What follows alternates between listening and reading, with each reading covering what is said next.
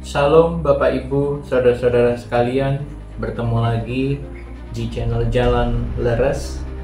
Dan pada saat ini kita akan belajar kembali Alkitab kita tentang Sabat di dalam Perjanjian Baru. Minggu yang lalu kita sudah belajar tentang Hari Tuhan, yaitu Hari Sabat.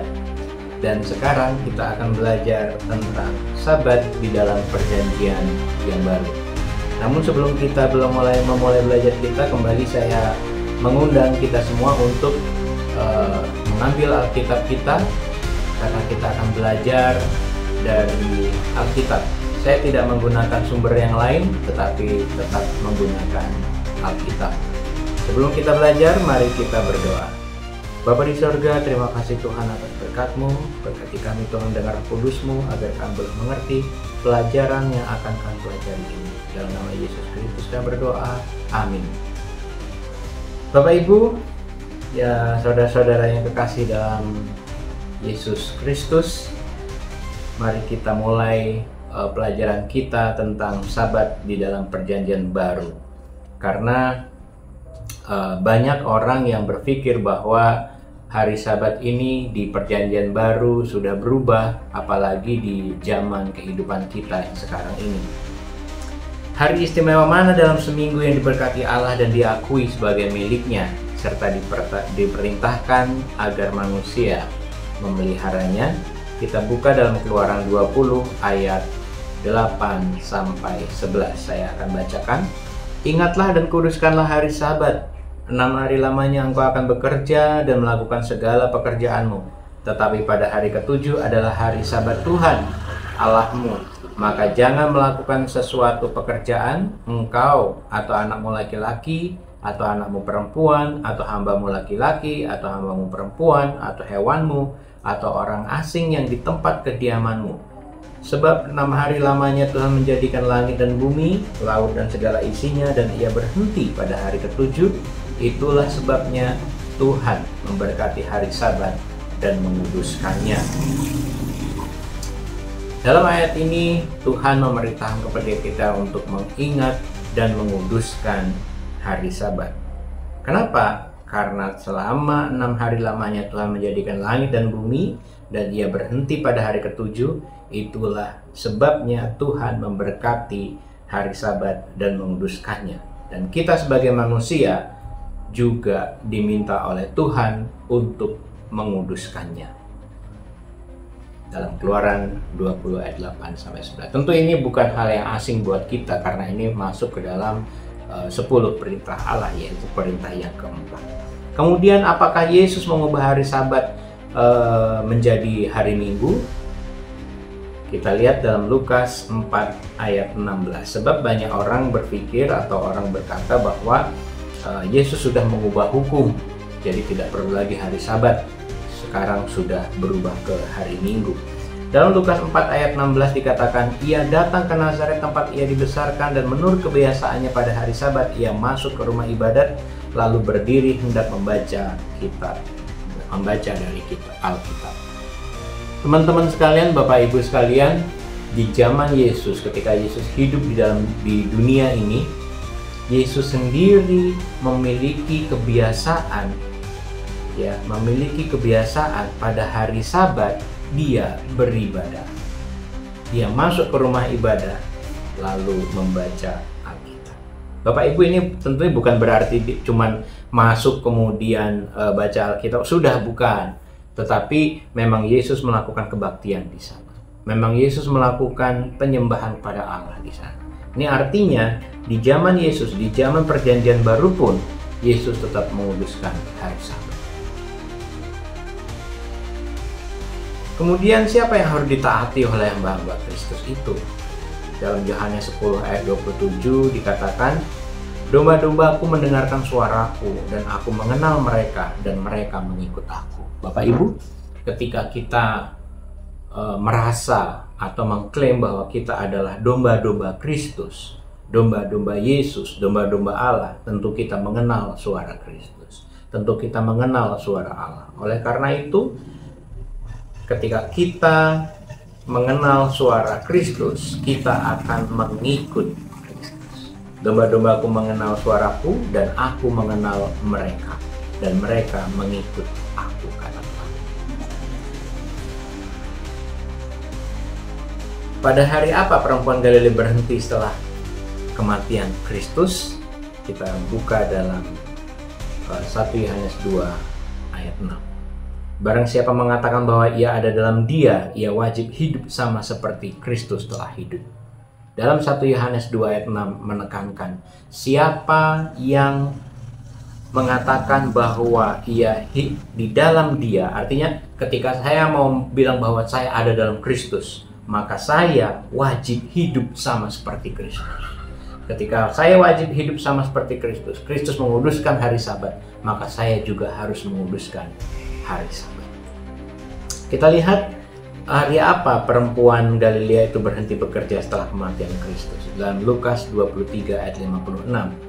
Dan setelah pulang mereka menyediakan rempah-rempah dan minyak mur, dan pada hari Sabat mereka beristirahat menurut hukum Taurat. Bapak Ibu teman-teman sekalian, dalam Lukas 23 ayat 56, perempuan-perempuan Galilea yang melayani Kristus, yang ikut menguburkan Kristus, berhenti dan mereka beristirahat pada hari Sabat menurut hukum Taurat. Itu artinya di dalam perjanjian baru pada waktu itu Kristus mati. Orang-orang di zaman itu, pengikut-pengikut Kristus pun masih menghormati hari Sabat. Mereka tidak mengatakan Kristus mati kemudian hari Sabat sudah nggak ada lagi, kita hari Sabat nggak usah menguduskan hari Sabat. Tidak, mereka tetap menguduskan hari Sabat.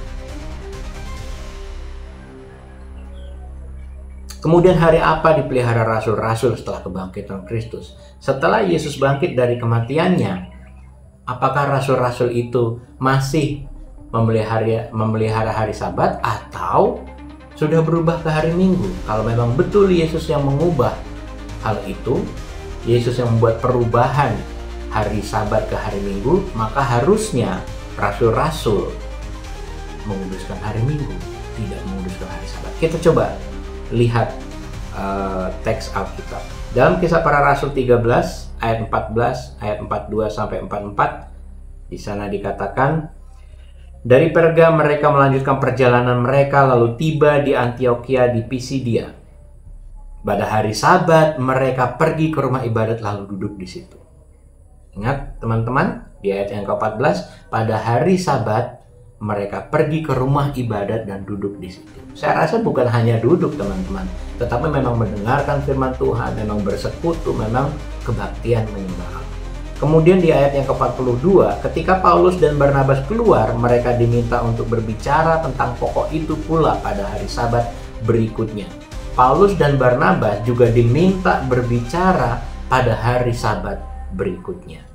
Dan ayat 43, setelah selesai ibadah banyak orang Yahudi dan penganut-penganut agama Yahudi yang takut akan Allah mengikuti Paulus dan Barnabas. Kedua rasul itu mengajar mereka dan menasihati supaya mereka tetap hidup dalam kasih karunia Allah. Ayat 44, pada hari Sabat berikutnya datanglah hampir seluruh kota itu berkumpul untuk mendengar firman Allah.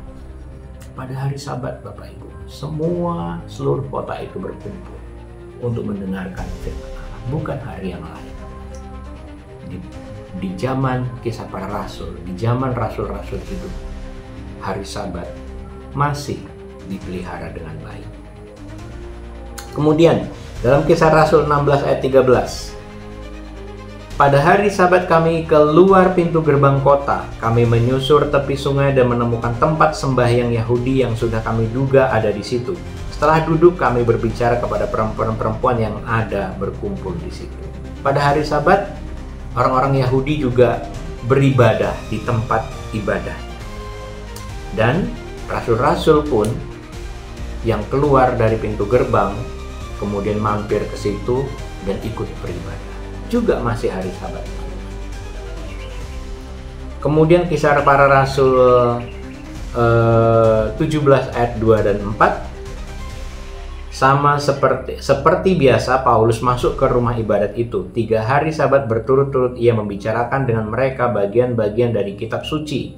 Ayat yang keempat, beberapa orang dari mereka menjadi yakin dan menggabungkan diri dengan Paulus dan Silas, dan juga sejumlah besar orang Yunani yang takut pada Allah dan tidak sedikit perempuan terkemuka.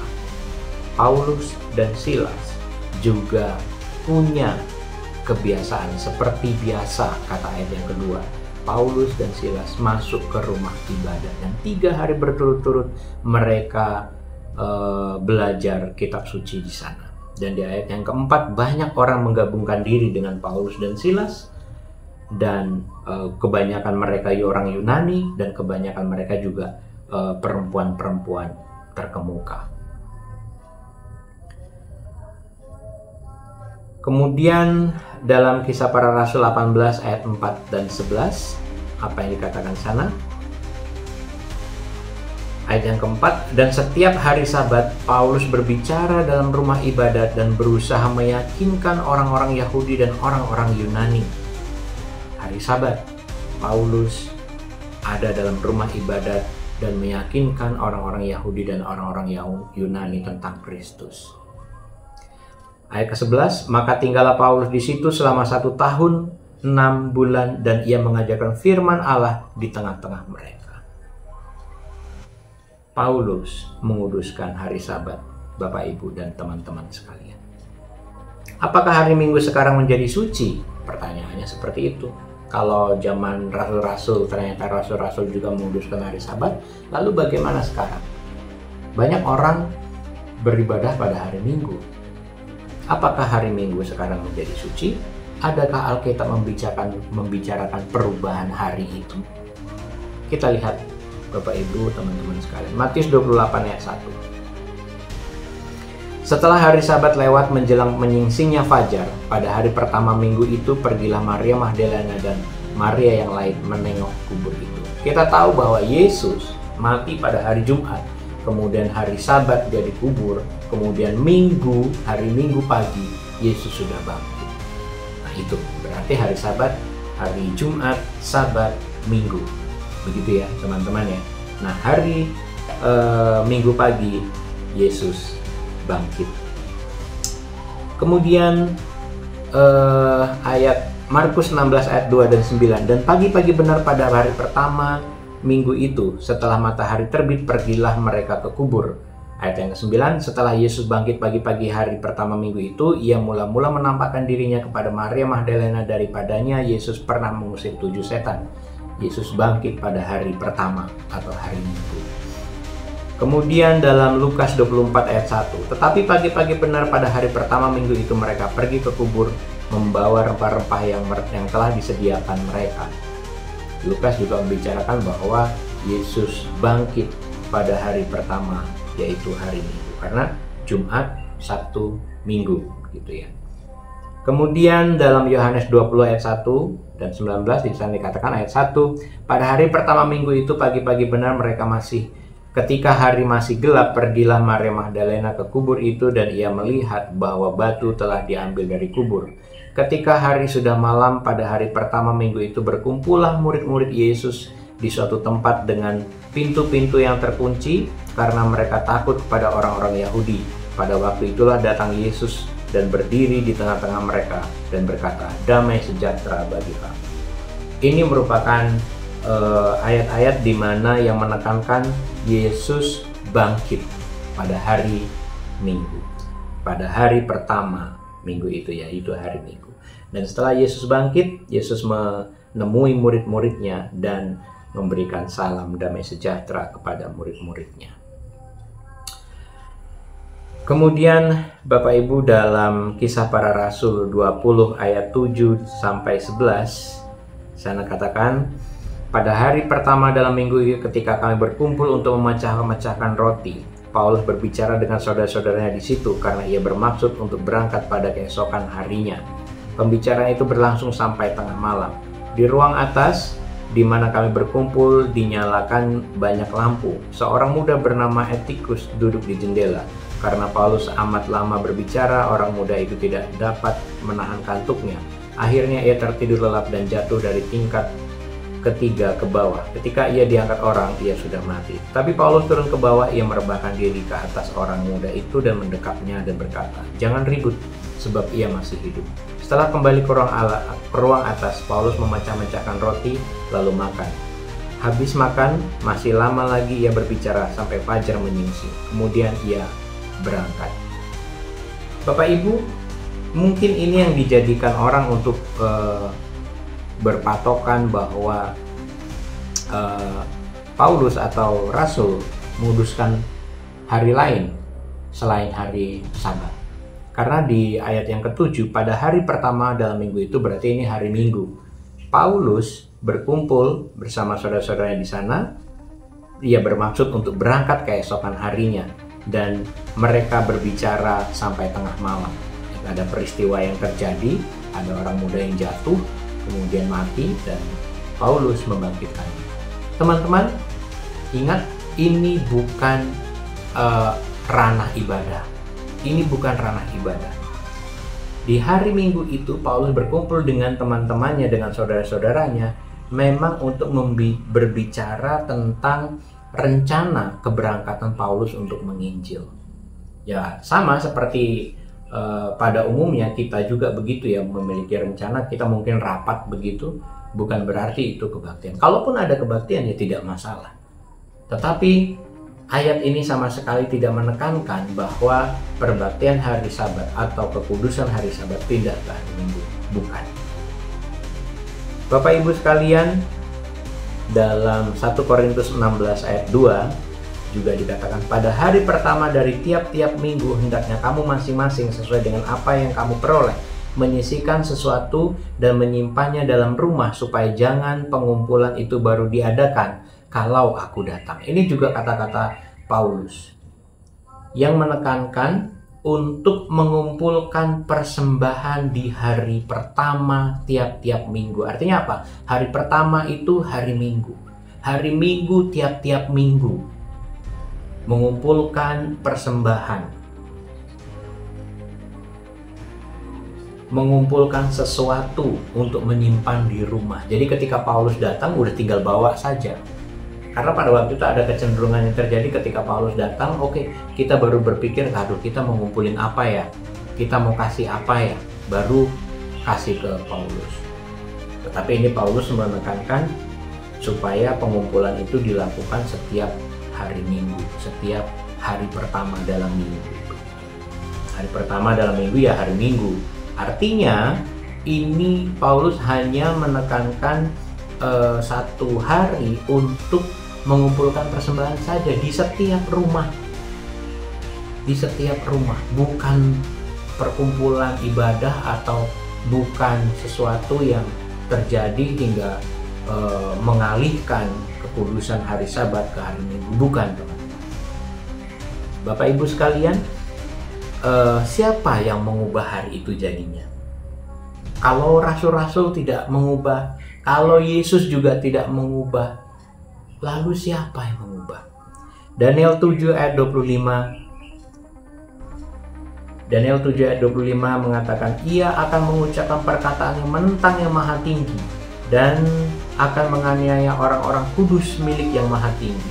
Ia berusaha untuk mengubah waktu dan hukum, dan mereka akan diserahkan ke dalam tangannya selama 1 masa, 2 masa, dan setengah masa. Dalam Daniel, buku Daniel adalah buku nubuatan ya teman-teman ya. Banyak sekali nubuatan-nubuatan yang pantas dan bagus sekali untuk kita pelajari, tetapi itu akan kita pelajari nanti. Tetapi pada intinya di dalam Daniel 7 ayat 25, di sana ada menekankan bahwa ia berusaha untuk mengubah waktu dan hukum. Dan inilah yang terjadi teman-teman. Ada satu kekuatan, ada satu kerajaan, ada satu lembaga yang ternyata mampu mengubah waktu dan hukum. Saya beri contoh. Dulu perubahan hari itu dari petang ke petang, dari matahari tenggelam ke matahari tenggelam. Tetapi sekarang perubahan hari itu dari jam 12 malam ke jam 12 malam. Betul ya? Nah, kemudian contoh keduanya ya ini, hari Sabat. Dulu orang semua dunia menguduskan hari Sabat, namun sekarang dunia meninggalkan hari Sabat dan kebanyakan menguduskan hari Minggu. Itu pun pengudusan hari Minggu itu juga tidak terlalu dikuduskan ya. Habis kebaktian ibadah Silakan kalau mau kerja lagi dan melakukan urusanmu. Tetapi hari Sabat tidak begitu. Ketika hari Sabat tiba, kita tidak diperkenankan untuk mengerjakan pekerjaan sehari-hari kita dan tidak diperkenankan melakukan urusan-urusan kita. Berikutnya Bapak Ibu, dalam Matius 5 ayat 3 dan 9, apakah yang harus kita taati? Kata Yesus atau tradisi atau 10 hukum? Kita perhatikan Matius 5 ayat 3 dan 9. Tetapi jawab Yesus kepada mereka, mengapa kamu pun melanggar perintah Allah demi adat istiadat nenek moyangmu? Percuma mereka beribadah kepadaku, sedangkan ajaran yang mereka ajarkan ialah perintah manusia. Bapak Ibu, Kristus menekankan bahwa mengapa kita menjalankan perintah manusia, sementara perintah Allah kita lewatkan begitu saja. Dalam Kisah Para Rasul 5 ayat 29, apakah yang menjadi dasar keputusan saya dan keputusan saudara? Kisah Para Rasul 5 ayat 29 dikatakan, tetapi Petrus dan rasul-rasul itu menjawab, katanya, kita harus lebih taat kepada Allah daripada kepada manusia. Bapak Ibu, 10 hukum menekankan juga. Hukum keempat ada di sana. Ingat dan kuduskanlah hari Sabat. Kristus juga mencontohkan bahwa Kristus menguduskan hari Sabat. Kristus taat kepada Allah.